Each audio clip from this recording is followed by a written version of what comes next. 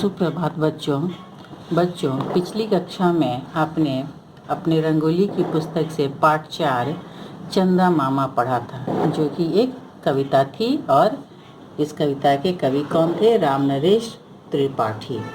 इसी क्रम में आगे बढ़ते हुए आज हम इस पाठ के प्रश्न के उत्तर के बारे में जानेंगे। तो सबसे पहले देखिए, मौखिक प्रश्न के अंतर्गत प्रश्न संख्या क, चंदा मामा कहाँ गए थे? इसका उत्तर होगा चंदा मामा कचहरी गए थे। ठीक है। प्रश्न संख्या ख, निशा मामी ने क्या देखा?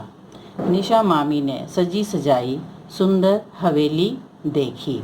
सजी सजाई सुंदर हवेली देखी। ठीक है। ग, निशा मामी की खुशी का कारण क्या था? क्यों खुश थी निशा मामी? हवेली की सुंदरता देखकर मामी खुश थी। हवेली इतनी सुंदर थी कि मामी खुश हो गई थी।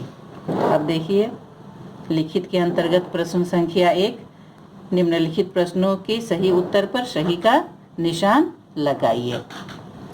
तो प्रश्न संख्या क देखिए, चंदा मामा के कचहरी जाने पर घर पर कौन अकेला रह गया? इसका सही उत्तर होगा निशा मामी। निशा मामी अकेले रह गई थी ना, निशा आंटी, निशा मौसी तो थी नहीं। ख, हवेली कैसी थी? हवेली सजी सजाई थी। ठीक है। प्रश्न संख्या ग, हार किस प्रकार का था? हार 9 लाख का था, है ना। तो प्रश्न संख्या 1 हो गया। प्रश्न संख्या 2 है, निम्नलिखित प्रश्नों के उत्तर लिखिए। ठीक है। तो देखिए, हम लोग प्रश्न की ओर बढ़ते हैं।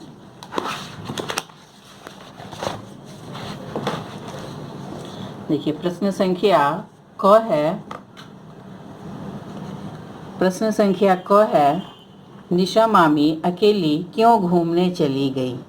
इसका उत्तर होगा कि चंदा मामा कचहरी गए थे, मामी घर में अकेली थी, इसलिए घूमने चली गई। ठीक है। प्रश्न संख्या ख, निशा मामी खुश होकर कहाँ कहाँ नाची?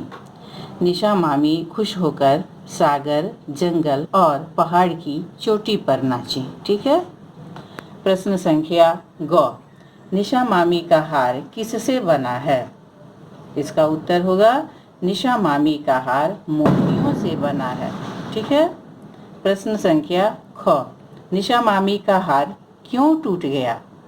इसका उत्तर होगा निशा मामी मस्त होकर नाच रही थी, अतः उनका हार टूट गया। प्रश्न संख्या अंग और अंतिम प्रश्न है, निशा मामी को रोते देखकर चंदा मामा ने क्या किया? इसका उत्तर होगा निशा मामी को रोते देखकर चंदा मामा ने उन्हें समझाया और दिया लेकर मोती बीनने चले गए। तो इस प्रकार इस पाठ के जो प्रश्न थे उनके उत्तर के बारे में आपने जाना, और आपका यह गृह कार्य है कि आप इस प्रश्न उत्तर को अपनी कॉपी में लिखेंगे और इसे याद करेंगे। शेष अगली कक्षा में। धन्यवाद।